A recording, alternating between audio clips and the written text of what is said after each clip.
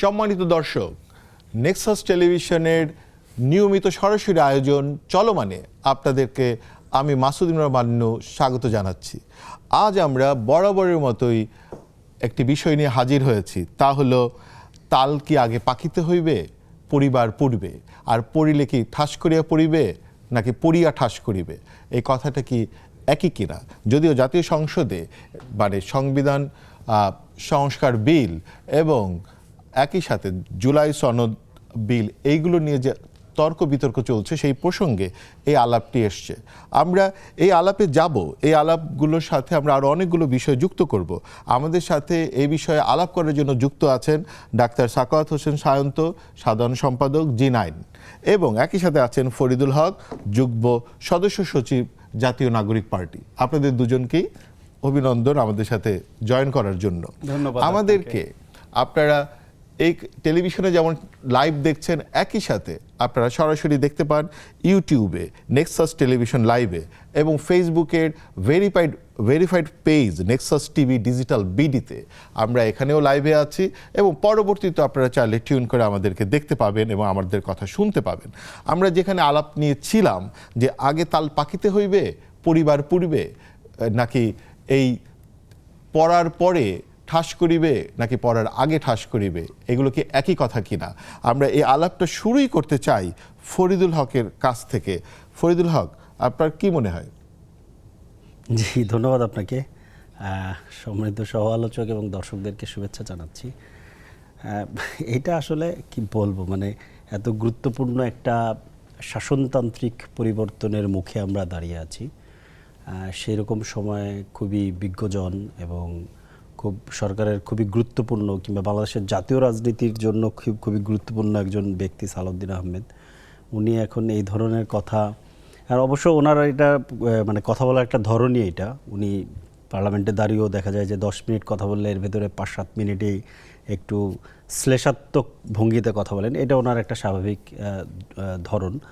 আমি এইটাকে আসলে কি বলবো, ব্যাপারটা হচ্ছে যে মূল ইস্যু যেটা, সেটা হচ্ছে যে সংবিধান সংস্কার কমিশন গণভোটের যে রায়, গণভোটের মাধ্যমে যেটা জনগণ রায় দিয়ে দিয়েছে যে আপনাকে একটা সংবিধান সংস্কার কমিশন গঠন করতে হবে, এবং ওই গণভোটের রায়ে যে সাংবিধানিক সংস্কারগুলো জনগণ পাশ করে দিয়েছে সেগুলোকে সংবিধান সংস্কার কমিশনে বসে আপনাকে কি বলে ঠিক করতে হবে। এখন এইখানে যেটা হয়েছে, যে বিতর্কটা আনা হয়েছে যে এইটা তো গণভোট নাই, মানে বিভিন্ন ধরনের বিতর্ক আনা হয়েছে যে গণভোট নাই, কোত্থেকে গণভোট আসলো, গণভোটের আদেশের লিঙ্গ নিয়ে প্রশ্ন করা হয়েছে, গণভোট অধ্যাদেশকে ল্যাপস করে দেওয়া হচ্ছে। মোটা দাগে সব মিলে জনগণের যে রায়, এই রায়কে ধরেন এক ধরনের পাশ কাটিয়ে কি বলে যে নিজেদের মতো করে কিছুটা গায়ের জোরে মানে কি বলে যে পরিবর্তন যতটুকু প্রয়োজন পরিবর্তন, ওই পরিবর্তনটা করতে চান, এবং এতে করে যতটুকু প্রয়োজন তাদের জন্য যতটুকু অনেক প্রয়োজন কিছুই তো তারা যুক্ত করে নিয়েছেন, তাদের জন্য যতটুকু প্রয়োজন, মানে মূল যে ব্যাপারটা হচ্ছে যে আমাদের পরিবর্তনের জায়গাটাতে মূল ফ্যাক্টরটা কি? মূল ফ্যাক্টরটা হচ্ছে যে ক্ষমতা কাঠামোর যে জায়গাটা। আপনি দেখবেন প্রত্যেকটা কথার ভেতরে যে কোনো ইস্যুতে, যে কোনো একটা ধরনের এখন প্রায় 20টার মতো অধ্যাদেশ ল্যাপস এবং রহিত করা হচ্ছে না, দেখবেন প্রত্যেকটা অধ্যাদেশের ক্ষেত্রে 4টা করা হচ্ছে, 16টা হচ্ছে গিয়া 16টা ল্যাপস করা হচ্ছে, 4টা রহিত করা হচ্ছে, 20টা। এর ভেতরে সবগুলোই গুরুত্বপূর্ণ।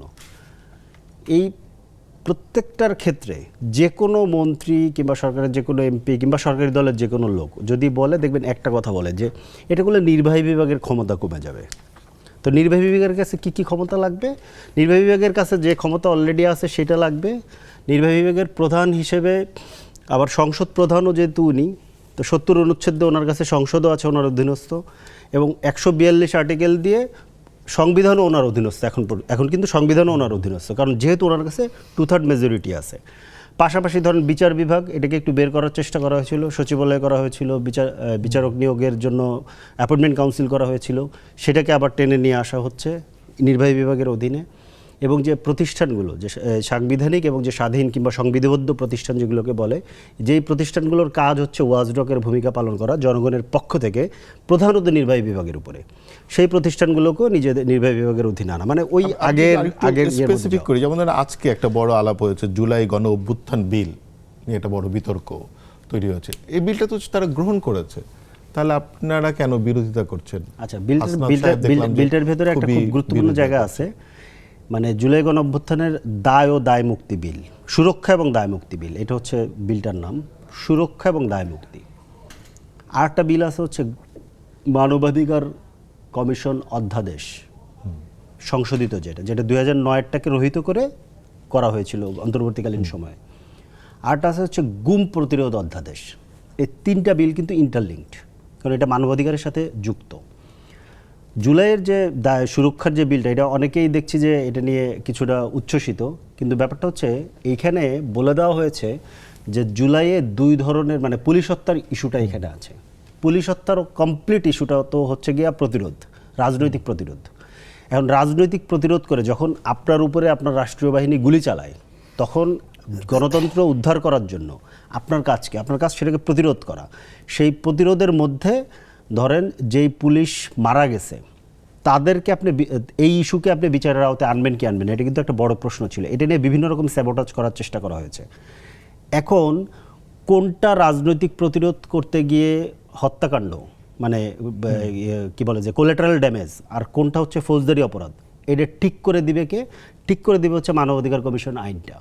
মানবাধিকার কমিশন আইনে যদি আপনি পুরনো আইনে ফেরত যান, যদি পুরনো আইনে ফেরত যদি পুরনো আইনে ফেরত যান, যদি নতুনটা আপনি না করেন, পুরনো আইনে যদি ফেরত যান, তাহলে এটা তদন্ত করার ক্ষমতা চলে যাচ্ছে পুলিশের কাছে।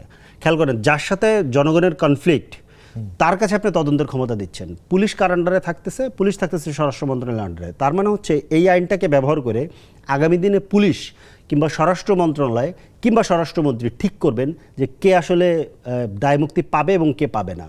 এই গ্যাপটা রেখে দেওয়া হয়েছে। একই জিনিস হচ্ছে গুম অধ্যাদেশের ক্ষেত্রে। গুম অধ্যাদেশটাও এটার সাথে রিলেটেড। মানবাধিকার কমিশনের আমরা তো ধরেন ওই যে মিজানুর রহমান খান যে কমিশন ছিল, একটা খুবই দুর্দান্ত স্মার্ট একজন লোক, বিরাট মোচালার লোক, খুবই ধরেন নিয়ে লোক, কিন্তু আদতে তো সে একটা কাগজে বাঘ ছিল। ওই কমিশনের কাছে কোনো ক্ষমতা ছিল না, অগ্দন্তহীন একটা কাগজে বাঘ। এখন ওই রকম একটা কমিশন যদি আমরা রাখতে চাই, তাহলে তো আর কোনোভাবেই মানবাধিকার আপনি প্রতিষ্ঠা করতে পারবেন না। একটা ডেমোক্রেটিক স্টেটে খুবই বেসিক জিনিস মানবাধিকার এবং বাকস্বাধীনতা। ডিজিটাল নিরাপত্তা আইনের জমানা আমরা দেখেছি। ডিজিটাল নিরাপত্তা আইনে পৃথিবীতে, এই আধুনিক পৃথিবীতে এই ধরনের রাষ্ট্রে, মানে যেখানে যুদ্ধ হচ্ছে না, কিংবা ধরেন যেটা চীন রাশিয়ার মতো রাষ্ট্র না, এই ধরনের রাষ্ট্রে যেখানে গণতন্ত্রের কথাই সবাই বলতেছে, ফ্যাসিস্ট গণতন্ত্র রক্ষার জন্যই ধরেন 24-এ নির্বাচন করছিল, তারও কিন্তু ন্যারেটিভ দিতে হয়েছে অন্তত গণতন্ত্রের কথা। সেই রকম একটা রাষ্ট্রে শুধুমাত্র ফেসবুকে লেখালেখি করার কারণে একজন লেখককে জেলে যেতে হয়েছে, জেলে মরতে হয়েছে, তাকে হত্যা করা হয়েছে কিনা সেটাও ওইখানে আমরা কোনো পরিষ্কার তদন্ত রিপোর্ট পাইনি। এই যে গণতন্ত্রের যে ধরেন একদম বেসিক যে দুইটা মানবাধিকার এবং হচ্ছে যে বাকস্বাধীনতা, এই জায়গাগুলো তো নিরঙ্কুশ হতে হবে। কথা আমরা বুঝতে পারছি যে মানে তাল পাকার আগেই পড়ে যাওয়ার মতো অবস্থা। তো আসলে এই যে গণহত্যা মানে অভ্যুত্থান বিল নিয়ে যে বিতর্ক হচ্ছে এবং ফরিদুল হক যে বিষয়গুলোকে তুললেন, এখন আমি ডাক্তার সাখাওয়াত হোসেন সায়ন্ত আপনার কাছে জানতে চাই যে মানে প্রথম কথা হচ্ছে ওইটার কথা উনি অন্যভাবে উত্তর দিয়েছেন, আমরা যে রেটরিকটা ব্যবহার করছি সেটা হচ্ছে যে তাল ঠাস করিয়া পড়িবে না, পড়িয়া ঠাস করিবে, এবং তার পূর্বেও তাকে পাকিতে হইবে কিনা। তো এই যে বিলগুলো, এগুলোর ক্ষেত্রে আপনার মতামত কি, এবং ফরিদুল হকের কথার পরিপ্রেক্ষিতে আপনার কোনো বক্তব্য আছে কিনা? জি, আপনাকে ধন্যবাদ, এবং আলোচনায় এনসিপি নেতা ফরিদুল হক আছেন এবং যারা শুনছেন সবার জন্য শুভেচ্ছা রইল। আমার মনে হয় সংসদে স্বরাষ্ট্রমন্ত্রী সালাউদ্দিন আহমেদ যেই কথা বলেছেন, শুধু ওই একটা লাইন বললে যারা ওই নিউজটি দেখেননি বা পড়েননি তাদের কাছে একটা ভুল বার্তা যেতে পারে যে একটা প্রবাদ ব্যবহার করে তিনি কি বলতে চেয়েছেন। তার এই ধপ করিয়া পড়া বা পড়িয়া ধপ করার অংশটা আমি একটু পড়ে শোনাই। সেটা হচ্ছে, তিনি বলছেন বিরোধী দল সংবিধানের সংস্কার চায়, সংশোধনী চায় না। পুনর্লিখিত সংবিধান কেউ চেয়েছিল, যারা বিদেশ থেকে আমদানি হয়েছে, যারা বিদেশ থেকে আমদানি হয়েছিল সংস্কার প্রস্তাব সহকারে। আমরা বলেছিলাম পুনর্লিখিত সংবিধান, নতুন সংবিধান, গণপরিষদ, এগুলো একই কথা। সংবিধানে যা কিছু গ্রহণ করতে চায় তার সংশোধনীতে আনি। তাল ধপ করে পড়িল নাকি পড়িয়া ধপ করিল এক কথাই তো, সংশোধনী তো আমরা চাই। বিষয়টা হচ্ছে যে মূল লক্ষ্যটা কি অর্জন করতে চাই আমরা? সংবিধানের একটা পরিবর্তন চাই। সেই পরিবর্তনটা সংস্কার নামে অভিহিত। এখন সংস্কারের প্রয়োজনে আপনাকে সংশোধনী আনতে হবে। এখন এই যে সংস্কারই বলেন, সেটা সংস্কার মানে কি? পুনর্লিখন তো সম্ভব নয়। ওইখান থেকে তো এনসিপিও সরে আসছে, জামায়াত ইসলামও সরে আসছে। এখন এটা ঠিক আছে সংস্কার না সংশোধনী। বিএনপি বলছে সংশোধনী। কেন সংশোধনী বলছে? এবং আরও একটা জিনিস এইখানে এইবার তিনি ঝেড়ে এসেছেন, সেটা হলো বলছে 1973 সালে প্রথম সংসদ যাত্রা শুরু করার পর আর রাষ্ট্রপতির আদেশ জারির এখতিয়ার নেই, গোজামিল দিয়ে গণভোট দিতে বাধ্য করা হয়েছে। আমি শেষ লাইনটাকে পিক করবো একটু পরে আলোচনার জন্য, যে গোজামিল দিয়ে গণভোট দিতে বাধ্য করা হয়েছে। এখন আসেন আপনি সংশোধন এবং সংস্কার, পার্থক্যটা কোথায়? যদি আপনি যে কারণে ফ্যাসিবাদ তৈরি হয়, সৃষ্টি হয়, যে কারণে ফ্যাসিবাদ দীর্ঘায়িত হয়, সেই পথ বন্ধ করতে চান, তাহলে কি সংশোধনী যথেষ্ট, নাকি সংস্কার আর সংশোধনীর মধ্যে কোন জায়গায় কোথায় কোথায় পার্থক্য, সেটুকু আমাদের কাছে একটা গ্রে এরিয়া হয়ে আছে। এখন আপনি প্রথমে আসেন যে সরকার, ইন্টারিম গভর্নমেন্টের একটা খুব গুরুত্বপূর্ণ জায়গা হলো জুলাই জাতীয় সনদ। জুলাই জাতীয় সনদ হলো দীর্ঘদিন ধরে এই সকল রাজনৈতিক দলগুলো যারা অংশগ্রহণ করেছে ঐক্যমত্য কমিশনে, তারা আলোচনা করে একটা সিদ্ধান্তে উপনীত হয়েছে। সেটা হলো এরকম যে কিছু বিষয়ে তারা 84টা বিষয়, এখানে 84-র মধ্যে অনেকগুলা বিষয়ে সবাই একমত হয়েছে। কোনো বিষয়ে কারো দ্বিমত আছে, যেটাকে নোট অফ ডিসেন্ট বলে বহুল প্রচলিত। সেটাও আবার নোট অফ ডিসেন্ট কোথায়? মানে পুরো বিষয়টার সঙ্গে, প্রস্তাবনার সঙ্গে আমার দ্বিমত নাই। দ্বিমতটা হচ্ছে এটা বাস্তবায়নের যে প্রক্রিয়া, সেই প্রক্রিয়ায় আপনি বলছেন যে এর সদস্য এরা হবে, আমি বলছি না এরা না, এরা অন্য কেউ হলে ভালো হয়। উনি বলছেন না, এইটাকে দুইটার সমন্বয় করে আরেকটা মডিফিকেশন। সেইখানে পদ্ধতি নিয়ে কারো দ্বিমত আছে। এই রকম বিষয়ের মধ্যে দেখেন 84টার মধ্যে প্রথমে প্রিয়াম্বল সব দিয়ে ঐক্যমত্যের ঘোষণা দিয়ে 6 নম্বরে এসে বলল ঐক্যমত্য উপনীত হওয়া বিষয়সমূহ। সেই বিষয়সমূহ কি 84টার আবার ক এবং খ দুই ভাগে ভাগ করলো। ভাগ করে ক নাম্বারে সাবহেডে বলল যে সংবিধান সংশোধন সাপেক্ষে সংস্কারের বিষয়সমূহ। তার মানে এর মধ্যে 47টাকে আপনার সংস্কার করতে হলে সংবিধান সংশোধন করে সংস্কার করতে হবে। সেই সংশোধনীটাই বিএনপি চাচ্ছে। আর বাকি 37টা যেটা, সেখানে খতে গিয়ে বলছে আইন অধ্যাদেশ, বিধি ও নির্বাহী আদেশের মাধ্যমে সংস্কারের বিষয়সমূহ। এখন বিএনপি কেন এই জাতীয় সনদে জোর দিচ্ছে, গণভোটকে কেন এখন বলছে যে বাধ্য করা হয়েছে? এই বাধ্য করার আলোচনাটা কিন্তু নির্বাচনের আগেও উঠেছিল। এখন অনেকে রাজনৈতিক কারণে সবসময় সব কিছু খোলাসা করে বলতে পারে না বা বলে না। প্রথম যখন এই জাতীয় ঐক্যমত্যের আলোচনাটা উঠে, তখন প্রধান উপদেষ্টা এবং ঐক্যমত্যের পরিচালনার প্রধান যিনি ছিলেন ডক্টর আলী রিয়াজ, দুজনেই স্পষ্ট করেছিলেন যে বিষয়গুলোতে সব দলগুলো একমত হবে, সেটাকেই আমরা সংস্কারের ভিত্তি ধরে এগিয়ে যাব। যেখানে একমত হবে না, সেই সব জায়গাগুলোতে তারা কিন্তু এই একটা থার্ড ব্র্যাকেট দিয়ে একটা নোট দিয়েছিল। নোটে বলছিল অবশ্য কোনো রাজনৈতিক দল বা জোট তাদের নির্বাচনী ইস্তেহারে উল্লেখপূর্বক যদি জনগণের ম্যান্ডেট লাভ করে, তাহলে তারা সেই মতে ব্যবস্থা গ্রহণ করতে পারবে। গণভোটের যে মানে এটা তৈরি করা হয়েছে, সেইখানে কি এটা উল্লেখ করে দিয়েছে? এইবার বলছি, প্রতারণাটা এই জায়গায় করেছে বিএনপির ভাষ্যমতে, যে জাতীয় ঐক্যমত্যের যে জাতীয় সনদ, এই সনদটা হলো সকল রাজনৈতিক দলের অংশগ্রহণ, সবাই আলোচনা করে এইটা তৈরি করলো এবং একমত হলো বা দ্বিমত হলো।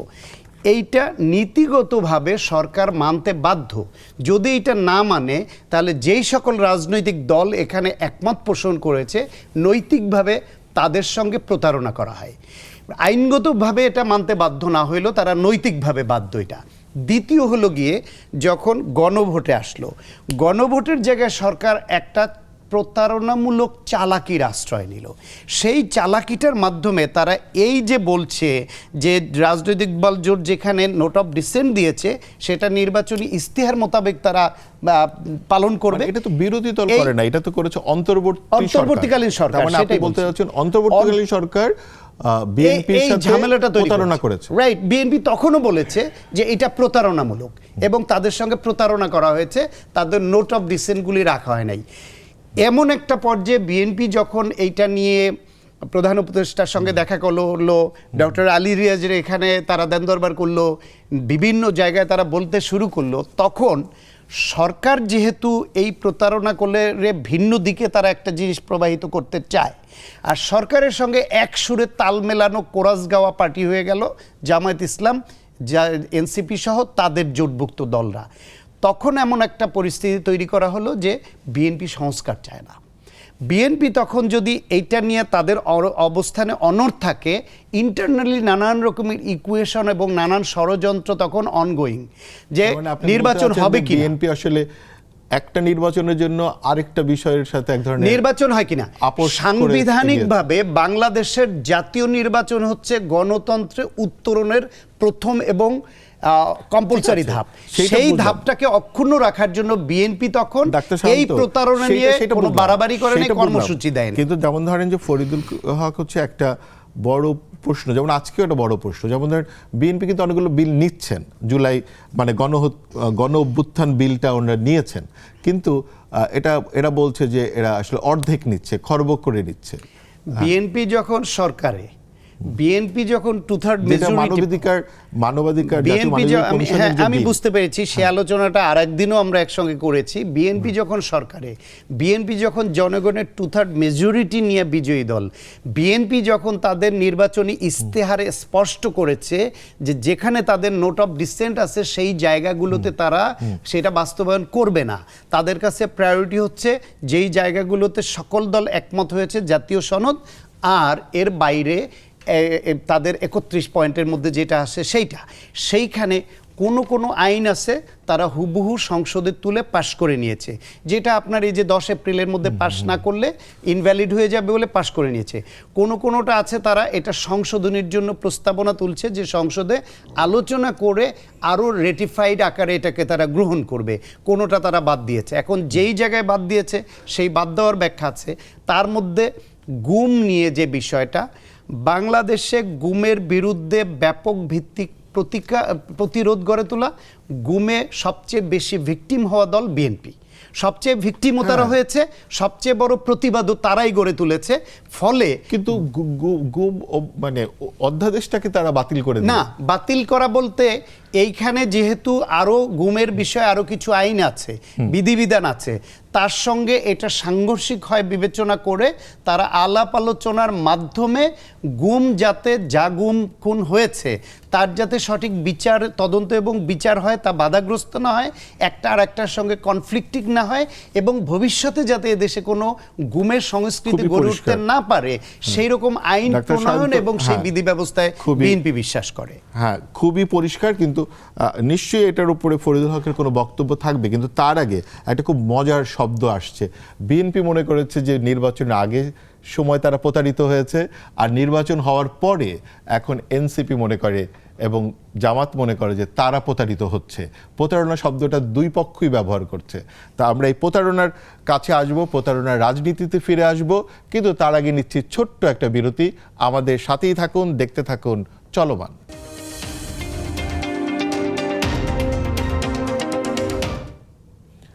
ফিরে এলাম আবার চলমানে। আমাদের সাথে থাকার জন্য ধন্যবাদ। আমরা আলাপের যেখানে ছিলাম তা হলো প্রতারণা। সরকারি দলও মনে করছে যে অন্তর্বর্তী সরকার তাদের সাথে প্রতারণা করেছে, তাতে যুক্ত হয়েছে এখনকার বিরোধী দল এবং তাদের জোট। আর জোটরা বলছে সরকারে আসার পরে বিএনপি প্রতারণা করছে তাদের সাথে। কে কার সাথে কি প্রতারণা হলো ফরিদুল হক? 12ই জুন 2025-এর কথা আমাদের নিশ্চয়ই মনে আছে সবার, বিখ্যাত লন্ডন বৈঠক। হ্যাঁ, বিখ্যাত লন্ডন বৈঠকে কী হয়েছিল এটা আমরা জানতাম না, ভেতরে জানতাম। গতকালকে পার্লামেন্টে দাঁড়িয়ে সরকারি দলের একজন সংসদ সদস্য খুব স্পষ্ট ভাষায় আমাদেরকে দেখিয়ে দিয়েছে যে জুলাইয়ের ট্রফি তারেক রহমানকে জমা দিয়ে নির্বাচনের তারিখ নিয়ে এসেছিলেন প্রফেসর ইউনূস, এবং ওই প্রোগ্রাম কিংবা ওই মিটিং, সেই বিখ্যাত মিটিং আয়োজন করেছিলেন হচ্ছে, আমরা দেখেছি যে এই মিটিং থেকে বেরিয়ে সরকারের, তৎকালীন সরকারের পক্ষ থেকে কে প্রেস ব্রিফিংয়ে ছিলেন? নিরাপত্তা উপদেষ্টা, যিনি এখন পররাষ্ট্রমন্ত্রী। সো নেক্সাসটা খুব পরিষ্কার। এরপরে ওনারা যদি বলেন ওনাদের সরকার কারোর সাথে প্রতারণা করেছে, আমি বলবো সেটা জনগণের সাথে ওনারা প্রতারণা করেছেন। কিন্তু আপনারা তো বলছেন প্রতারণা করেছে না, এই যে প্রতারণার প্রতিরক্ষা যিনি ছিলেন হ্যাঁ। উনি তো এখন মানে পররাষ্ট্র হয়েছে, তখন তো প্রতিরক্ষা মন্ত্রণালয় তার কাছে ছিল। তার আগে আগে তো আমাদের ইউনূস সাহেব একজনকে মানে মাস্টার মাইন্ডও বলেছেন জুলাই যোদ্ধা। মানে এই সার্টিফিকেট তো ডাক্তার ইউনূস বহুদিন ধরে দিয়ে যাচ্ছেন। না, ব্যাপারটা হচ্ছে যে উনি যেটা বলেছেন এটা নিয়ে আমরাও কথা বলেছি, যে ধরনের অভিধায় উনি ভূষিত করেছেন, এই অভিধার সাথে আমরা একমত না। মাস্টার মাইন্ড টাইপ এই ধরনের শব্দের সাথে আমরা একমত না। একটা আন্দোলন যখন হয়, আন্দোলনের বিভিন্ন লেয়ারে বিভিন্ন মানুষ কাজ করে। তো পেছন থেকে যেহেতু মাহফুজ আলম কাজ করেছেন, শুরুর দিকে উনি সামনে আসেন, একদম শেষ দিন 3রা আগস্ট গিয়ে সামনে এসছেন। তো ওই জায়গা থেকে ধরেন উনি একটা, আমি মনে করবো যে একেবারে আবেগের অতিশয় যে উনি এটা বলেছেন, এটা বলার মধ্য দিয়ে আবার কিন্তু আন্দোলনকারীদের মধ্যে একটা বিভক্তিও তৈরি করেছেন। এটাও কিন্তু হয়েছে। কিন্তু ঘটনা হচ্ছে যে প্রতারণার অভিযোগ ওনারা করে, ট্রফি তো দিয়ে আসলো 12ই জুন, 17ই নভেম্বর যে আদেশ জারি করা হচ্ছে, সেই সময় প্রতারণা কিভাবে করলো? আপনাদের গ্রিপে সরকার ট্রফি আপনাদেরকে দেয়, আপনাদের কথায় নির্বাচন হয়, তাহলে প্রতারণা আপনাদের সাথে হয়, আপনারা এটা বলতে পারলেন না? এই প্রতারণা কার সাথে হয়েছে? বিএনপির সাথে না জনগণের সাথে? যদি জনগণের সাথে প্রতারণা হয় তাহলে আপনারা কেন বললেন না? আপনারা জনগণের জন্য রাজনীতি করেন না? আপনাদের এটা বলা উচিত না?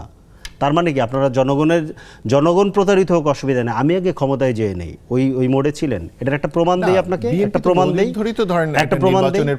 একটা প্রমাণ দেই। সেটা হচ্ছে, ধরে নেন যদি বিএনপি 2/3 মেজরিটি না পাইতো, 2/3 মেজরিটি, আমরা যে ধরেন ইঞ্জিনিয়ারিংয়ের যে অভিযোগ তুলি, এখন তো এই জিনিসগুলো ডটগুলো মিলতেছে, যদি ধরেন 2/3 মেজরিটি না পাইতো, তাহলে সংবিধান সংস্কার পরিষদে কি শপথ নিত না? সংবিধান সংস্কার করা ছাড়া তো আপনি পাল্টাতে পারতেন না। উনি সংস্কার নিয়ে একটা চমৎকার কথা বলছেন, সালাউদ্দিন ভাইয়ের যে বিখ্যাত, যে পড়িয়া ধাপ করিল না ধাপ করিয়া পড়িল, সংস্কার এবং সংশোধন এখন উনি জানেন না। ওনার তো জানার কথা না, কারণ উনি তখন গুম হয়ে ভারতের কাস্টডিতে ছিলেন যখন এখানে 31 দফা রাষ্ট্র প্রকল্প দেওয়া হচ্ছে বিএনপির পক্ষ থেকে, এটা উনি জানতেন না। কিন্তু আমি আশা করছিলাম যে উনি যেভাবে সংবিধান মুখস্থ করে এসেছেন 9 বছরে, ওনার এখানে এসে ওনার 31 দফা মুখস্থ করা দরকার ছিল। তাহলে যদি উনি দেখতেন অন্তত, তাহলে প্রথম দফাতেই দেখতেন যে বিএনপি বলেছে সাংবিধানিক সংস্কার কমিশন করব আমরা, এবং উনি পার্লামেন্টে দাঁড়িয়ে বলছেন সাংবিধানিক সংস্কার নামে কোনো কিছু নাই, সংবিধান আইদার রহিত হবে অথবা সংযোজিত হবে অথবা সংশোধিত হবে, সংস্কার বলে কিছু নাই। তাহলে আপনার দল দিল কেন? তাহলে দল আপনার সাথে কনসাল্ট করে দেয়নি, আপনি সেটা পরিবর্তনও তো করেন না। ইশতেহারের মধ্যেও তো আপনারা সাংবিধানিক সংস্কারের কথা বলেছেন, যেটা 6 ফেব্রুয়ারি আপনারা দিচ্ছেন। ব্যাপারটা কি? ব্যাপারটা হচ্ছে অ্যামেন্ডমেন্ট এবং কনস্টিটিউট, দুইটার মধ্যে পার্থক্য আছে। অ্যামেন্ডিং পাওয়ার আর কনস্টিটিউট পাওয়ার, এই দুইটার মধ্যে পার্থক্যের জায়গাটা আছে। এটা নিয়ে আমরা কিন্তু জুলাইয়ে যখন সনদের পার্টটা যখন ক্লোজ হয়ে যায়, প্রক্রিয়া কি হবে এটা নিয়ে কিন্তু আর মাসাধিককাল আলোচনা হয়েছে। সেই আলোচনায় কিন্তু আমরা এই আলাপগুলো করেছি যে আমাদেরকে একটা মৌলিক সংস্কারেরও বেশি করতে হবে। বাংলাদেশের 2টা সংশোধনী মৌলিক সংস্কার ইস্যুতে, 3টা সংশোধনী মৌলিক সংস্কার ইস্যুতে বাতিল হয়ে গেছে। 8ম সংশোধনী, 5ম সংশোধনী এবং ত্রয়োদশ সংশোধনী। ত্রয়োদশ সংশোধনী যখন বাতিল হচ্ছে, ওটাও কিন্তু বলা হচ্ছে যে বেসিক স্ট্রাকচারের মধ্যে এটা নাই। এইবার এইগুলো সহ এই 3টা তো থাকছেই, এর বাইরে আরও অন্তত ধরেন 16-17টা আইটেম আছে যেগুলো মৌলিক সংস্কার। যেমন ধরেন হচ্ছে গিয়ে আপনার পার্লামেন্ট 2 হাউস হচ্ছে, আপনার প্রধানমন্ত্রীর বয়স, মানে প্রধানমন্ত্রীর সময়সীমা আপনি করে দিচ্ছেন, বার করে দিচ্ছেন। এই ধরনের আমরা চিহ্নিত করছিলাম ওই সময় যে 19 থেকে 20টা হয়েছে। এখন খেয়াল করেন, ওনারা প্রত্যেকে একটা খুব ইন্টারেস্টিং জিনিস হচ্ছে, ওনারা যারাই এখন আছে প্রত্যেকের কাছে জুলাই সনদ আছে। ওনারা আছেন সেই অক্টোবরের জুলাই সনদে। এরপর আমরা 3টা ধাপ পার হয়েছি।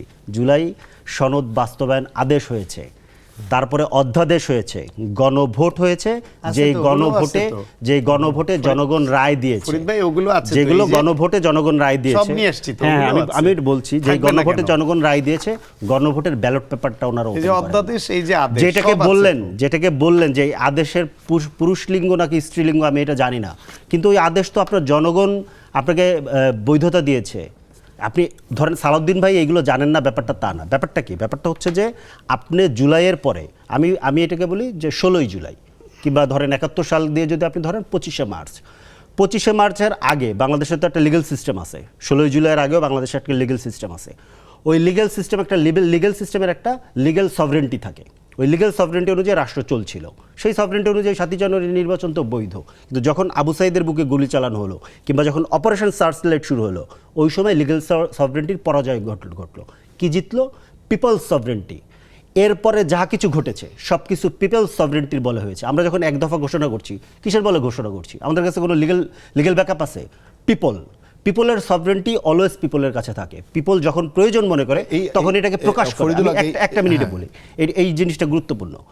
এই পিপল সভরেন্টি যখন উইন করার পরে পুরনো যে লিগ্যাল সভরেন্টি কিংবা লিগ্যাল কাঠামোর মধ্যে যা যা পিপল সভরেন্টির সাথে ম্যাচ করে তা বৈধ, বাকি সব অবৈধ।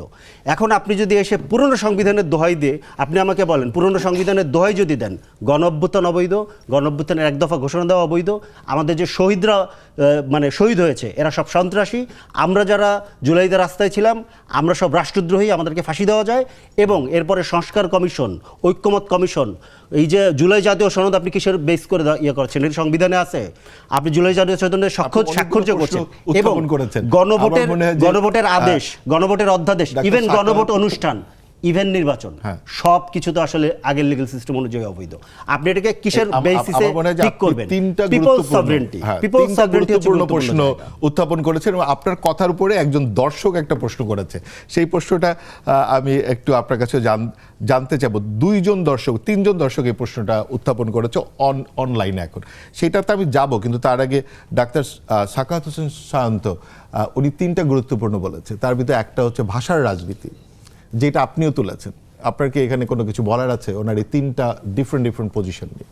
দেখেন, তার আগের একটা বলি যে বিএনপি কেন প্রতিবাদ করলো না? 12 জুন গিয়ে ট্রফি দিয়ে আসলো, 17 জুন অধ্যাদেশ আদেশ জারি করলো, তাহলে বিএনপি কেন প্রতিবাদ করলো না?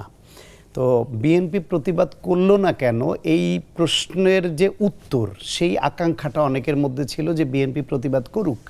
কারণ ওই সময় যখন সরকার চারিদিক থেকে খেই হারিয়ে ফেলছে, মানুষের প্রত্যাশা পূরণ করতে পারছে না, আওয়ামী লীগকে বিচারের কাঠগড়ায় আনতে পারছে না যত অনাচার করেছে সেই সব বিষয়ে, একদিকে এনসিপি গিয়ে যমুনার সামনে দাঁড়িয়ে থাকে, আর একদিকে বিএনপিকে একবার প্রেশার দেয়, এক গ্রুপ প্রেশার দিলে আর এক গ্রুপ পাল্টা প্রেশার দেয়, সরকার কোনোভাবেই গুছিয়ে উঠতে পারছে না। সেই অবস্থায় তারা এক পর্যায়ে তাদের যে দীর্ঘমেয়াদী থাকার আকাঙ্ক্ষা বা তাদের মতো করে বিশেষ নির্দেশনায় কিছু করার আকাঙ্ক্ষা, সেই বাস্তবায়ন যখন সম্ভব না, যখন এনসিপি অতটা প্রভাবশালী হয়ে উঠতে পারলো না।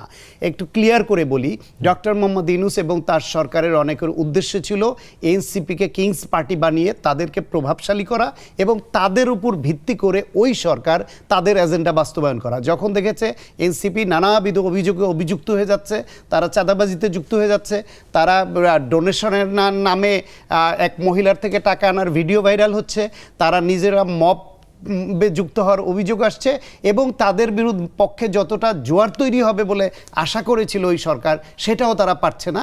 তখন সরকার তাদের প্রতি হতাশ হয়ে দেখছে না এদের উপর ভিত্তি করে আমার আর দীর্ঘমেয়াদী পরিকল্পনা ওইখানে যাওয়ার সুযোগ নাই। এক পর্যায়ে তারা বিএনপির সঙ্গে ওই নির্বাচন দেওয়ার দিকে যায়, যে এছাড়া আর তার পথ নাই।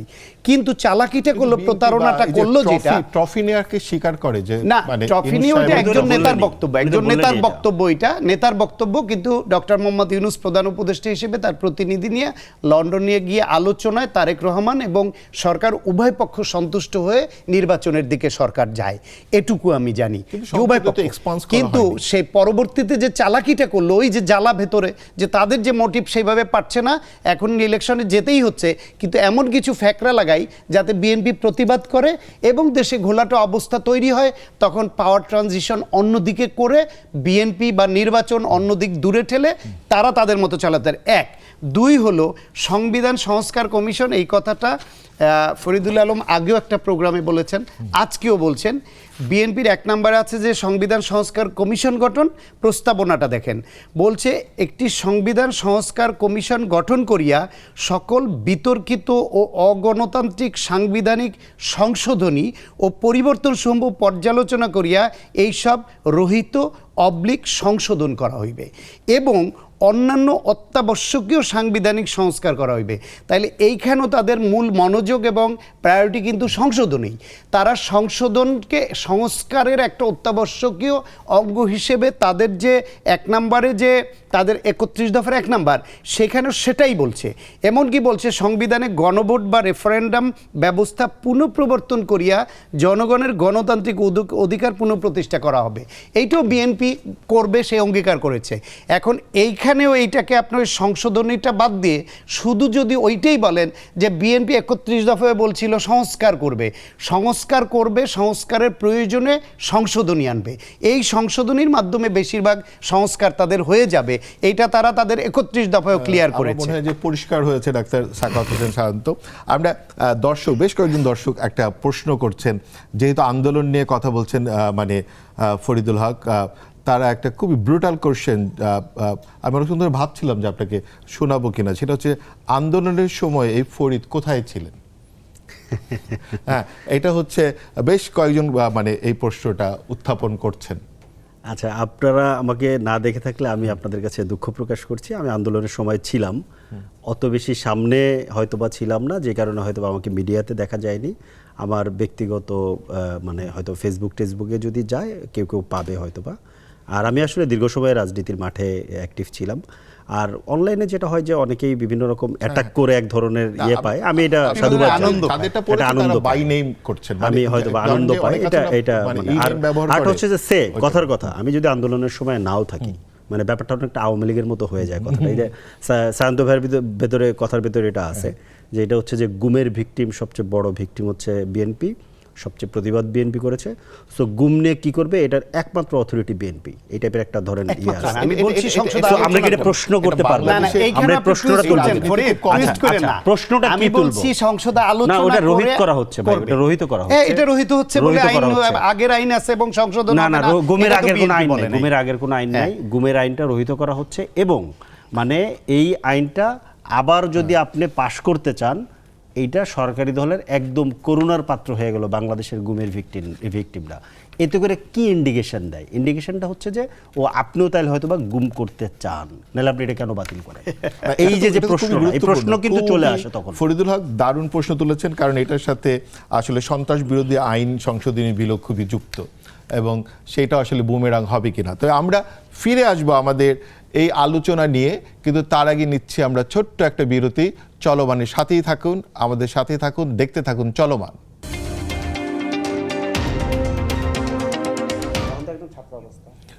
ফিরে এলাম আবার চলমানে। আমাদের সাথে থাকার জন্য আপনাদের আবারও ধন্যবাদ। আমরা এখন আলোচনাকে যেই দিকে নিয়ে যেতে চাই তা হচ্ছে, এই সংসদে একটি বড় আলোচনা হয়েছে এবং এটা বেশ কেন্দ্রীয় আলোচনার বিষয়ে পরিণত হয়েছে। আমাদের বিসিবি কি বাপের দোয়া ক্রিকেট বোর্ডে পরিণত হয়েছে? মানে আমি এই প্রশ্নটা নিয়ে প্রথমেই যেতে চাই ডাক্তার সাখাওয়াত হোসেন সায়ন্তর কাছে। আজকে এই বিষয়ে সকালবেলা পত্রিকা পড়ার সময় পত্রিকা হাতে নিয়ে প্রথমেই আমার একটা হেডলাইন বেশ ভালো লাগলো এবং খুবই মনে হইলো, আমি পত্রিকার নাম ধরে এটা প্রশংসা করতে চাই। সমকালের হেডলাইন হইল ক্রিকেট বোর্ডের ছেলে খেলা। ছেলে খেলা মানে কি হলো এটা? তারপর ভেতরে দেখি এখানে ছেলেদের খেলার একটা ব্যাপার আছে। তখন এটা নিয়ে আমি ফেসবুকে এটার সমালোচনা করে একটা পোস্ট করেছি এবং আমার অবস্থান এই ক্ষেত্রে এরকম যে বিএনপিতে অনেক যোগ্য লোক আছে, অন্যান্য দলে অনেক যোগ্য লোক আছে, তার মধ্যে যারা খেলাধুলায় যুক্ত বা এটা নিয়ে অতীতে ভেবেছে, ভূমিকা রেখেছে, এমনদেরকে বাছাই করে এই কমিটিটা করবে এবং এটা একটা অ্যাডহক কমিটি এবং সম্ভবত 3 মাসের মধ্যে তারা নতুন একটা কমিটি করবে, নির্বাচন করবে, সেই নির্বাচন করার কমিটি। সমস্যাটা হচ্ছে নির্বাচনে এরা কেউ প্রার্থী হবে বা থাকতে পারবে না, এইরকম একটা ক্লোজ যদি আবার থাকতো তাহলেও কিন্তু সমালোচনাটা এত বড় মানে ডালপালা মেলতো না, হয়তো বলা যেত যে হ্যাঁ এরা নীতি নির্ধারণী পর্যায়ে ভূমিকা রাখবে। এদের মধ্যে এরা চাইলেও কিন্তু ওই পরবর্তী নির্বাচনে মনোনীত হতে পারবেন এবং বোর্ডে থাকতে পারবেন। এখন সেই ক্ষেত্রে সমস্যা হলো যে বিএনপির 3 জন স্ট্যান্ডিং কমিটির স্টার নেতা, গুরুত্বপূর্ণ নেতা, অত্যন্ত পরিচিত, তার মধ্যে 2 জন 2টা গুরুত্বপূর্ণ মন্ত্রণালয়ের দায়িত্বে মন্ত্রী আছেন এবং আরেকজন স্ট্যান্ডিং কমিটির সদস্য, 3 জনের ছেলে আর আরেকজন তার মানে প্রতিমন্ত্রী। কি আমরা ধরে নিব যে ধরেন দলীয় আমি শেষ বড় করি বাবাদের না, ঘরেই কি আমি যোগ্য আমার কথাটা সন্তানরা শেষ জন্মে? করতে দেন, আপনি মাঝখানে টুইস্ট না করে। আরেকজন প্রতিমন্ত্রীর স্ত্রী। এখন এরা ব্যক্তিগতভাবে এদেরকে আমি সবাইকে চিনি, এরা যথেষ্ট শিক্ষিত, স্মার্ট এবং যোগ্য। এখন তারা যোগ্যতা, এই যোগ্যতা খেলার ক্ষেত্রে নীতি নির্ধারণীতে কতটা যোগ্য এটা আবার আমরা সবাই জানি না। যদি সেই যোগ্য হয়েও থাকে, যোগ্য কি শুধুমাত্র এই বড় নেতাদের ফ্যামিলিতে, স্টার নেতাদের ফ্যামিলিতে আপনি যোগ্য খুঁজবেন, নাকি সারা বাংলাদেশে অধিকতর যোগ্য তারা সেটা খুঁজবেন? এই মানদণ্ডে কিন্তু সাধারণ মানুষ সমালোচনার কাঠগড়ায় দাঁড় করাবেই, যেটা এখন করাচ্ছে। এবং এরা দলকে এবং সরকারকে প্রশ্নবিদ্ধ করছে। সেই ক্ষেত্রে এই সিলেকশনটা কারা করেছেন, কেন করেছেন, তাদের এখানে কি উদ্দেশ্য আছে যে এই নেতাদের পরিবারের সবগুলোকে একখানে দিয়ে, আমি ধরলাম এই 4 জনের যোগ্য, 4 জনই খেলায় যোগ্য, অন্য অনেক কিছুতে এরা যোগ্য আছেন। যদি এদেরকে যোগ্য মনে করে যে শুধু নেতার ছেলে বলে যোগ্য হওয়া সত্ত্বেও বঞ্চিত হবেন, সেটা আমি মনে করি না। তাহলে আপনি যেই ক্ষেত্রে যোগ্য 4 জনকে আপনি 4টা জাতীয় কমিটিতে দিতেন, তাহলে তো এই সমালোচনাটা উঠতো না। তাহলে আপনি দলীয় যোগ্য পরিবারের লোক তারপরও যদি প্রোভাইড করতে চান তাদেরকে, তাহলে সেইখানে এই সাধারণ বিবেচনা বোধটা রাখতে হবে যে তাদেরকে এইভাবে বাল্ক হিসেবে 11 জনের 4 জন দিয়ে এই যে সমালোচনার ক্ষেত্রটা আমি তৈরি করে দিলাম, এটা কি দলের বা সরকারের ক্ষতি করলো কিনা? তাহলে এই সিদ্ধান্তটুকু যেই নেতারা নিতে পারেন না, ওই 4 জন নিশ্চয়ই জানতেন না যে আমাদের 4 জনকে এখানে দিয়ে দেয়া হচ্ছে এবং এইরকম একটা সমালোচনা উঠবে। আমি যেহেতু এ বিষয়ে কাজ করি, আমি নিজেকে যোগ্য মনে করি এবং ওনারও যোগ্য মনে করেছেন, আমার এখানে দিতে চেয়েছেন, আমি কনসেন্ট দিয়েছি। কিন্তু এরকম অনেককে যে একসঙ্গে এক কমিটিতে দিয়ে একটা সমালোচনার ক্ষেত্র তৈরি করা হবে, এইটা হয়তো ওই নেতারা বা তাদের পুত্ররা যারা সদস্য হয়েছেন তারাও জানতেন কিনা আমি জানি না। কিন্তু যারা সিলেকশনটা করলো এবং যিনি ফাইনাল অনুমোদন দিলেন, তাদেরকেও তো চোখ বুলিয়ে দেখা দরকার ছিল যে যোগ্য শুধু নেতাদের ফ্যামিলিতে খুঁজলে হবে না, যোগ্য সারা দেশে খুঁজতে হবে, যাতে করে ইকুয়াল ডিস্ট্রিবিউশনটা হয়, একটা মানে সমতা বিধান হয়। সমতা বিধানটাও তো জরুরি। ফলে যারা এটা করলো তারা দলের ক্ষতি করলো, সরকারেরও ক্ষতি ডাক্তার করলো। মানে সাখাওয়াত হোসেন সায়ন্ত, একটা ব্যাপার আছে, যেমন ধরেন অন্তর্বর্তী, আমরা দেখেছি যখন যোগ্য লোকরা সব সরকারির ভিতরেই থাকে এবং তাদের ছেলেমেয়েরাই থাকে। আমরা যদি অন্তর্বর্তীকালীন সরকারের সময় দেখবো যে একটা জাতীয় পুরস্কার দেওয়া হয়েছে একজন মানে অন্তর্বর্তী সরকারের সাথে সম্পৃক্ত এক ব্যক্তির ছেলেকে। হ্যাঁ, আপনার মানে এই ঘটনা ঘটেছে বিভিন্ন সময়, এটা আমরা দেখেছি। কিন্তু সেই দেখার থেকে আমরা উত্তরণ ঘটিয়ে একটা গণ অভ্যুত্থানের মাধ্যমে নতুন এক সমতা ভিত্তিক ব্যবস্থা আমরা চেয়েছি। কোটার বিরুদ্ধে আন্দোলন করতে গিয়ে সেই আন্দোলন গণ অভ্যুত্থানে পরিণত হয়ে একটা ফ্যাসিবাদী দানবীয় সরকারের পতন ঘটে গেল। এখনো যদি আপনি ওইরকম নেতার কোটা, পরিবারের কোটা, দলের কোটাকে প্রাধান্য দেন, তাহলে তো আমরা সেইখান থেকে আসলাম না। সেই ক্ষেত্রে এই সরকারের ক্ষেত্রে এখনো পর্যন্ত আমি বলছি প্রধানমন্ত্রীর স্বচ্ছতা এবং তার পদক্ষেপ অত্যন্ত প্রশংসিত হচ্ছে, কিন্তু কোন সেক্টরের এই বিতর্কিত ব্যবস্থার থেকে বেরিয়ে আসা দরকার। মানে সমালোচনা করলেন পুরো সরকারের এই প্রসেসটাকে, কিন্তু আমি বলবো যে এখনো বিএনপি তার রাজনৈতিক দলের সন্তানদেরকে পুরস্কার দেওয়া শুরু করেন না, কিন্তু অন্তর্বর্তী সরকার পুরস্কারও দিয়েছেন, আপনি জানেন। যে তাহলে এই পুরো পরিস্থিতিটাকে আপনি কিভাবে দেখছেন? না, আমি একটু প্রথমত হচ্ছে যে একটু যে নিন্দা জানাই এটার জন্য। মানে এই যে তখন কমিটিটা করা অন্তর্বর্তীকালীন সরকারের সময় যখন মানে একজনের ছেলেকে একটা শিক্ষা বিষয়ক মানে পুরস্কার দেওয়া হলো, একদম মানে আপনার 21শে পদক দিয়ে দেওয়া হলো, তখন জানিয়েছিলাম কিনা এখন মনে নেই, যদি না জানিয়ে থাকি এখন জানাচ্ছি। না, তখন তো কিংস পার্টি ছিল হয়তো। আচ্ছা, যাই হোক, মানে কিং এর নিন্দা কেমন? মানে কিংস পার্টি আমরা ছিলাম, আর ট্রফি হচ্ছে গিয়ে লন্ডনে দিয়ে আসছে। তবে এখানে দেখলাম যে নিজেরাই দিয়েছে, বদিউল আলম সাহেব তার ছেলের মানে তার ছেলে উনি সরকারের অংশ ছিলেন ওরকম না, উনি তো আসলে কমিশনের ইয়ে ছিলেন। এখন না, সরকারকে ডিফেন্ড করছেন এরকম আমার মনে হয় না। উনি সংস্কারকে বাস্তবায়ন করার জন্য উনি কথা বলছেন। আজকেও আমরা একটা গোলটেবিল বৈঠকে একসাথে ছিলাম। আমি একটু নিন্দা জানি অন্য একটা জায়গায়, এখানে একটা ইন্টারেস্টিং মজা আছে। সেটা হচ্ছে যে আমি দেখলাম যে এখানে বিএনপির স্থায়ী কমিটির 3 জন সদস্যের ছেলে জায়গা পেয়েছে, বাকি সদস্যের ছেলেরা কেন জায়গা পেল না, কিংবা তাদের কি এরকম যোগ্য ছেলে নাই, এইটা তাদের সাথে বৈষম্য করা হয়েছে বিএনপির স্থায়ী কমিটির অন্য মেম্বারদের। বলা যেতে পারে। এর জন্য আমি আসলে একটু নিন্দা জানাই। ইনফ্যাক্ট আরেকটা ঘটনা ঘটেছে যে একজন যিনি পেয়েছেন, একজন স্থায়ী কমিটির সদস্য ছেলে যিনি পেয়েছেন, তার ছোট ভাই ফেসবুকে পোস্ট দিয়েছে। এই ফেসবুকের পোস্টটা আমার কাছে এসছে। সে ওখানে তাকে অভিনন্দন জানাচ্ছে, এবং অভিনন্দন জানানোর ভাষাটা হচ্ছে এরকম: হ্যাঁ, তুমিই সব কিছু পাও, তুমিই সব কিছু পাবা, আমি এই দোয়া করি। মানে এইখানেও একটা ধরেন তার না পাওয়ার একটা বেদনা আমার কাছে মনে হয়েছে। তারও এটা পাওয়া উচিত ছিল হয়তো, সে মনে করে ওইখানে তার সাথে বেইমানি করা হয়েছে, মানে বৈষম্য করা হয়েছে আমার কাছে মনে হয়েছে। এটা হচ্ছে একটা জায়গা। আরেকটা জায়গা হচ্ছে যে আমরা একাধিকবার, ইভেন প্রধানমন্ত্রীও সম্ভবত বলেছিলেন, এবং প্রধানমন্ত্রী না বললে প্রধানমন্ত্রীর রেফারেন্সে সম্ভবত মির্জা ফখরুল ইসলাম সাহেব এবং ক্রীড়া এখন যিনি প্রতিমন্ত্রী উনিও বলেছেন। আচ্ছা, এখানে কিন্তু একটা ইন্টারেস্টিং ঘটনা আছে। ক্রীড়া মন্ত্রণালয়ের কিন্তু মন্ত্রী প্রধানমন্ত্রী নিজেই, যেহেতু এখানে কোনো প্রতিমন্ত্রী মানে মন্ত্রী নেই। তো এটা আসলে উনিই সরাসরি করেছেন বলে আমরা মানে কি বলে যে আইনগতভাবে এটাই ধরে নিব। তো এইখানে যেটা হচ্ছে যে ওনারা বারবার বেশ কয়েকবার বলেছিলেন যে ক্রীড়া ক্ষেত্রে কোনো রকম দলীয়করণ করা হবে না। অবশ্য ওনারা এটা বলেন না যে ক্রীড়া ক্ষেত্রে দলীয় লোকদের ছেলে মেয়েদেরকে দিব না, এটা বলেন। সো এটা দলীয়করণ কিনা আমি এটা ঠিক জানি না।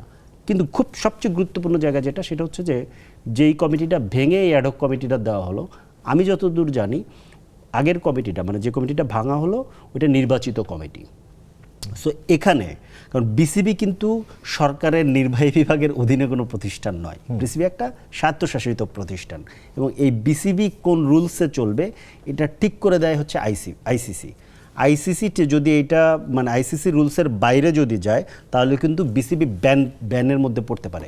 শ্রীলঙ্কার ক্রিকেট বোর্ডে কিন্তু এরকম পরিস্থিতি হয়েছিল, এই চিঠিটা দিয়েছেন শ্রীলঙ্কান ক্রিকেট বোর্ডে কিন্তু এই ধরনের পরিস্থিতি হয়েছিল। আগের সভাপতি অলরেডি এটা আপিল করেছে। তার মানে এখানে একটা বড় আইনি প্যাচ তৈরি করলো কিনা, যেটা বাংলাদেশের ক্রিকেটের মানে একটা বড় সংকট তৈরি করলো কিনা, এইটা একটা বড় ইস্যু দাঁড়ালো।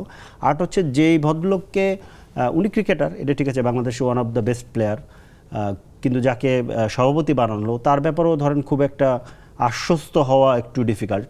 কারণ আমরা যতদূর জানছি যে 3 তারিখে যখন বাংলাদেশের জনগণ এক দফা ঘোষণা করছে, ওই দিন সন্ধ্যায় উনি গণভবনে যাচ্ছে 3রা আগস্ট, এবং ওনার বিভিন্ন সময়কার খুবই স্তুতিমূলক মানে কি বলে যে ফ্যাসিস্ট হাসিনাকে ছবি পোস্ট করে, ফ্যাসিস্ট হাসিনার পেছনে চেয়ার ধরে দাঁড়িয়ে ছবি পোস্ট করে, এগুলো আমরা দেখেছি। একটা লাইন সাপ্লিমেন্ট করি এখানে, ডিফেন্ড করার তো এখানে না, তাকে বলা হয় নৌকা থেকে লাফ দিয়ে ধানের খেতে দৌড়ানো খেলোয়াড়। কিন্তু আমরা আসলে ডাক্তার সাখাওয়াত উনি যে প্রশ্নটা তুললেন যে আইসিসিতে একটা প্রবলেম হতে পারে মানে, এবং এটা নিয়ে আপনার কোনো মতামত আছে কিনা? আমার মনে হয় এটা খুবই ইম্যাচিউর একটা সিদ্ধান্ত হয়েছে।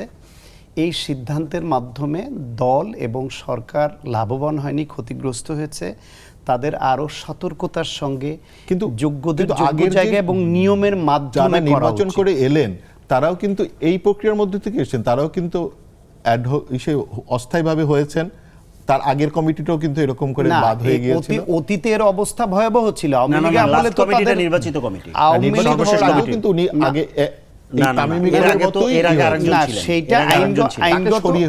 আইনগত বিষয়টা, বিধিবিধানটা এটা সরকার এবং আইসিসি বিসিবি তারা ফেস করবে, এইটা ভিন্ন একটা ইস্যু।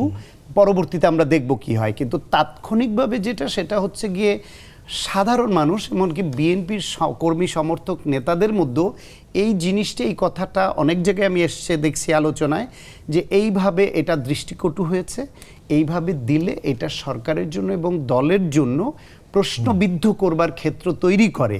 আমরা তো বিএনপিকে ভালোবাসি, একটা বেটার বিএনপি চাই, এবং বিএনপির রাষ্ট্র পরিচালনা আরও ভালোভাবে করুক, একটা রোল মডেল হোক, সেই বিএনপি চাই। সুতরাং এইখানে এরকম কোনো ভুল ত্রুটি দেখলে যেটা দলকে এবং সরকারকে ক্ষতিগ্রস্ত করে, সেটা বিএনপিরও সুবিবেচক যারা, তারাও ভালোভাবে নেয় না। ডাক্তার সাখাওয়াত হোসেন শান্ত খুবই চমৎকার করে বলেছেন যে আসলে মানে এই এই অপবাদটা আসলে বিসিবির গা থেকে যাবে না মনে হয়, যে বাপের দোয়া ক্রিকেট বোর্ড। অতএব সরকার নিশ্চয়ই এই বিষয়টা ভাববেন। তার আগে আমরা একটা বিরতি নিব, বিরতির পরে আমরা আবার ফিরে আসব। আমাদের সাথেই থাকুন, চলমানের সাথেই থাকুন।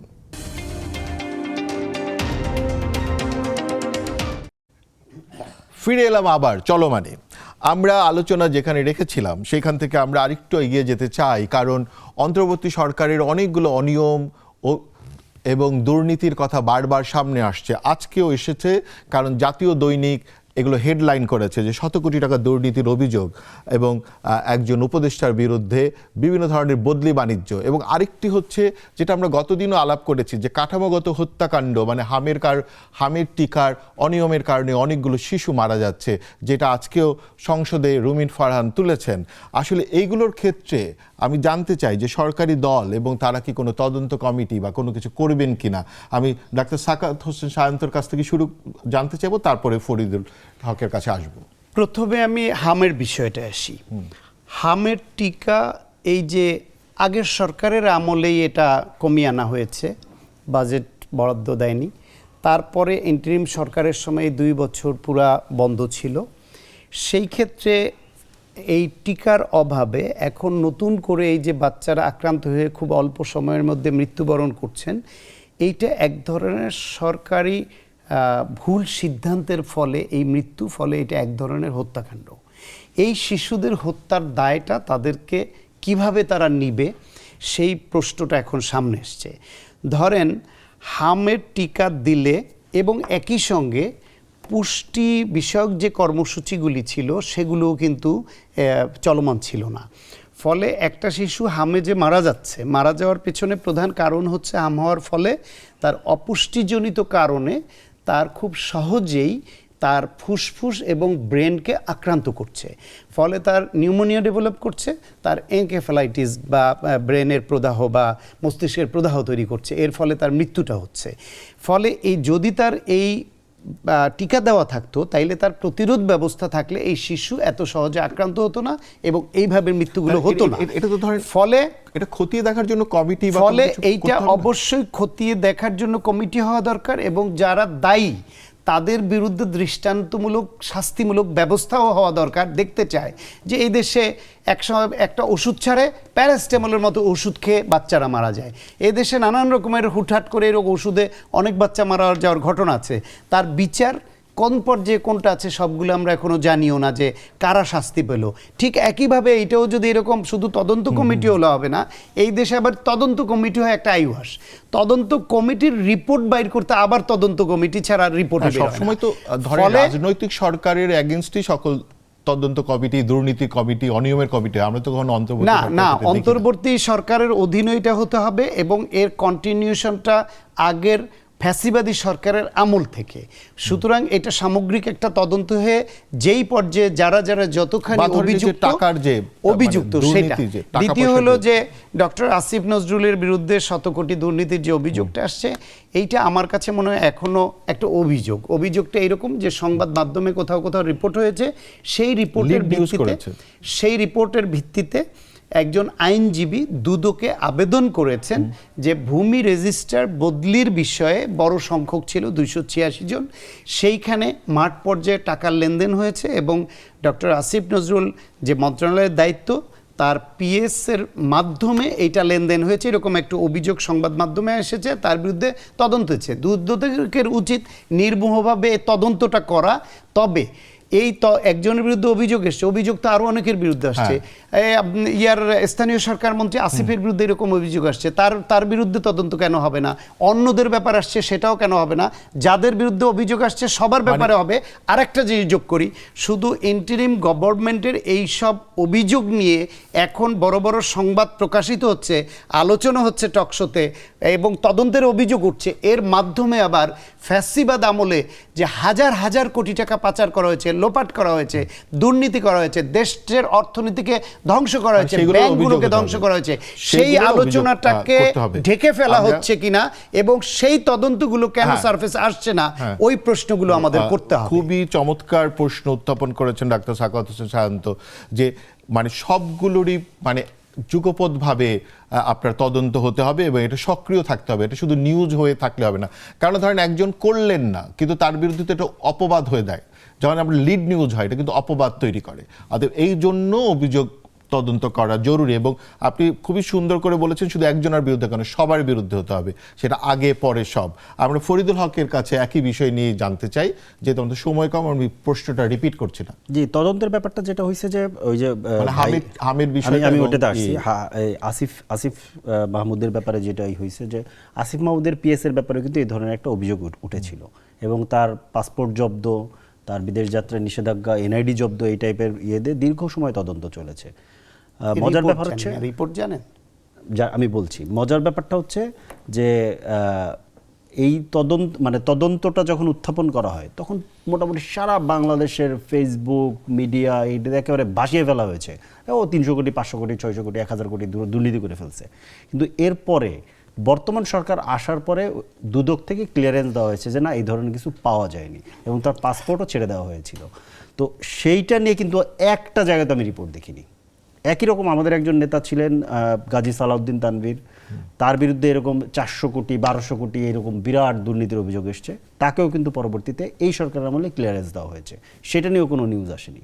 তো ব্যাপারটা হচ্ছে যে এইখানে যে জিনিসটা অন্তর্বর্তী সরকারের সময় নিয়োগপ্রাপ্ত আমি ওইটাই বলছি যে এইখানে ব্যাপারটা যেটা সেটা হচ্ছে যে এইখানে আমি সায়ন্তবাদীর সাথে একটু একমত যে ওই পূর্ববর্তী আমলের যে ধরেন কি বলে যে দুর্নীতি, লুটপাট, টাকা পাচার, ব্যাংক খেয়ে ফেলা, এই যে বিরাট মানে প্রধানমন্ত্রী সংসদে দাঁড়িয়ে বলছেন যে $234 বিলিয়ন শুধু পাচার হয়েছে, আরও কি হয়েছে আমরা সবটা তো এখনো পাইনি। তা এই এত বড় জিনিসকে ঢেকে দেওয়ার জন্য এইরকম ছোট ছোট নিউজের টুইস্টই যথেষ্ট। এইগুলো খুবই সুপরিকল্পিতভাবে করা হয় কিনা এটা একটা প্রশ্ন। আর একটা প্রশ্ন হচ্ছে আসিফ নজরুল সম্পর্কে আমার একটু 10 সেকেন্ডে বলতে হবে। ওনার ব্যাপারটা আমি ওনার পক্ষ নিচ্ছি না, এটা দুদকে অভিযোগ গেছে, উনি মানে দুদক তদন্ত করে দেবে। এবং আপনারা অনেকেই জানেন যে আসিফ নজরুলের ব্যাপারে আমাদের ঘরানা থেকে প্রচণ্ড রকম বিরোধিতা আছে, তাকে আমাদের ঘরানার বেশিরভাগ লোক অপছন্দ করে। আমি পছন্দ অপছন্দের জায়গায় যাচ্ছি না, উনি একটা দায়িত্ব ছিলেন, দায়িত্ব পালন করেছেন। কিন্তু উনি গত 2-3 দিন আগে প্রথম আলোতে একটা লম্বা সাক্ষাৎকার দিয়েছেন সংস্কারের বিষয়ে, সেখানে কিন্তু উনি অনেকগুলো গুরুত্বপূর্ণ কথা বলেছেন। এখন ওইটার কাউন্টার করার জন্য কেউ আবার এই অভিযোগগুলো দিচ্ছে কিনা সেটাও একটা প্রশ্ন। এই নিউজ সম্ভবত 3 মার্চের, আর আচ্ছা এটা আলাপে এসেছে আজকে, কারণ হচ্ছে আজকে তাহলে আলাপে এখন হয়তো আনা হয়েছে, এরকম হতে পারে জমা দেওয়ার আবেদন কারণে করার ফলে ব্যারিস্টার সারওয়ার সুপ্রিম কোর্টের আইনজীবী, উনি দুদকে আবেদন আজকে উনি দুদকে আবেদন করেছে, এটার জন্য মিডিয়াতে আবার আলাপ এসেছে। কিন্তু এই নিউজটা করেছে একটা জাতীয় দৈনিক 3 মার্চে, সেটা কিন্তু আরো 1 মাসের উপরে হয়ে গেছে। ঠিক আছে, দুদক এটা ভালো বলেছেন। এবং জাতীয় দৈনিকে করেছে ডাক্তার মানে সাকাত হোসেন আর হামের ব্যাপারটাতে আমি একটা জিনিস বলি, এখানেও আমি শান্ত ভাষার সাথে একমত। এটা সিরিয়াসলি গত অন্তর্বর্তীকালীন সময়ে, অন্তর্বর্তী সরকারের সময় যে মন্ত্রণালয়গুলো সবচেয়ে বাজে পারফরমেন্স করেছে, এর ভিতরে সবচেয়ে খারাপ অবস্থায় ছিল আমার দৃষ্টিতে স্বাস্থ্য মন্ত্রণালয়। এবং জুলাই আহত শহীদদের ব্যাপারে তারা খুবই ম্যাসাকার করেছে। এবং এখন আমরা এসে জানতে পারলাম এটা অবশ্যই একটা তদন্ত কমিটি করা দরকার এবং সিরিয়াসলি এটাকে মন্ত্রণালয়ের দায়িত্বে নিয়োজিত ছিলেন, ওনার ছিল কথামালার সংস্কার, মানে এর বাইরে তেমন কিছু। ধন্যবাদ। আমরা আমাদের মানে অনুষ্ঠানের সময় আমরা শেষ করে নিয়ে এসেছি, আমাদের অনুষ্ঠানের একদম সময় শেষ। একটা কথা খুব জরুরি, কেন আসলে তদন্ত হওয়া উচিত, তদন্ত রিপোর্ট আসা উচিত? কারণ একজনের বিরুদ্ধে যখন অভিযোগ আসে এটা কিন্তু একটা মিডিয়া ট্রায়াল হয়, একজনের প্রোফাইল এই মিডিয়া ট্রায়ালের ভেতরে ঢুকে মানুষের কাছে সমস্যায়িত হয়। অতএব এইগুলোর সমাধানও হওয়া জরুরি। আপনারা দেখতে থাকুন চলমান। আমরা প্রতিদিন উপস্থিত হচ্ছি নেক্সাস টেলিভিশনের পর্দায়, আমাদের সাথেই থাকুন। ধন্যবাদ আজকের জন্য।